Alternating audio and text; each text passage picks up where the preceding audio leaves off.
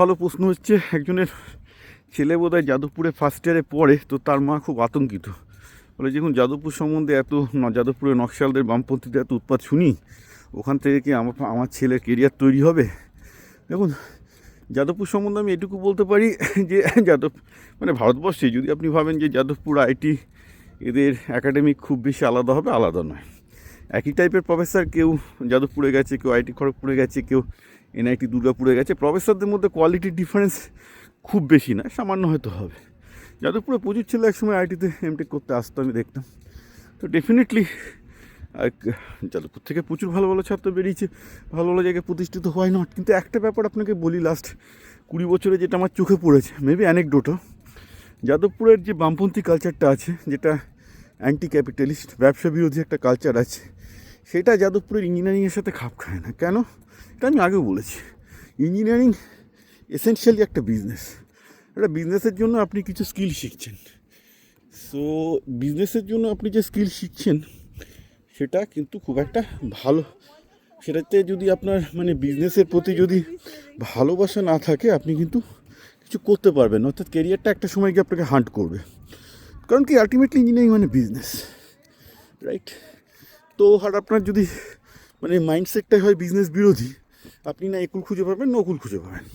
এই জন্য যাদবপুর থেকে দেখেছি বেরিয়ে যেসব ছেলেগুলো অ্যাকাডেমিক্সে গেছে, পিওর অ্যাকাডেমিক্সে গেছে, কে পরে প্রফেসর হয়েছে, তারা ঠিকঠাক আছে, they are very good. I think they have done good, যারা অ্যাকাডেমিক্সে থাকতে পেরেছে। কিন্তু যাদবপুর থেকে বেরিয়ে যারা বিভিন্ন কোম্পানিতে গেছে, খুব কম লোক সাকসেসফুল হতে পেরেছে। এবং শুধু তাই নয়, আমি যদি দেখি যে লাস্ট 20 বছরে আমেরিকা এবং ভারতে বাংলা থেকে বাংলা থেকে এন্টারপ্রেনার খুব বেশি বেরোয় না, কিন্তু তবু বেশ কিছু এন্টারপ্রেনার বেরিয়েছে। তাদের একটা বড় অংশ খুব সারপ্রাইজিংলি কিন্তু টেকনো ইন্ডিয়া গ্রুপ বা এইসব প্রাইভেট ইঞ্জিনিয়ারিং কলেজে পড়া ছেলেরা কিন্তু যাদবপুরের ছেলেদের, মানে অ্যাটলিস্ট আমি বলতে পারি, আমি অন্তত 10টা বাঙালি এন্টারপ্রেনার, ইঞ্জিনিয়ারিং এন্টারপ্রেনারের নাম বলতে পারবো যারা এইসব প্রাইভেট ইঞ্জিনিয়ারিং কলেজগুলো থেকে বেরিয়েছে। তো যাদবপুর থেকে আমি একজনকেও দেখিনি। সুতরাং এইখানটাতে একটু যাদবপুরের ব্যাপারে সতর্ক থাকা উচিত। কারণ engineering is all about business. এখানে একটা ছেলে আপনার এমন একটা কালচারে চলে গেল that is anti business, not going to do well for him. এটা একটা খুব সমস্যার জায়গায় পড়ে যাবে সে। এই সমস্যাটা আমি যাদবপুরে আমাদের অন্যান্য বন্ধুদের মধ্যেও দেখেছি। See it's a question, I mean if you are in a capitalism, আপনি যদি ক্যাপিটালিজম সিস্টেমে যদি ভালো করতে চান, আপনাকে ক্যাপিটালিজমকে অ্যাকসেপ্ট করতে হবে। এর বাইরে না গিয়ে কিন্তু আপনি কিছু করতে পারবেন না।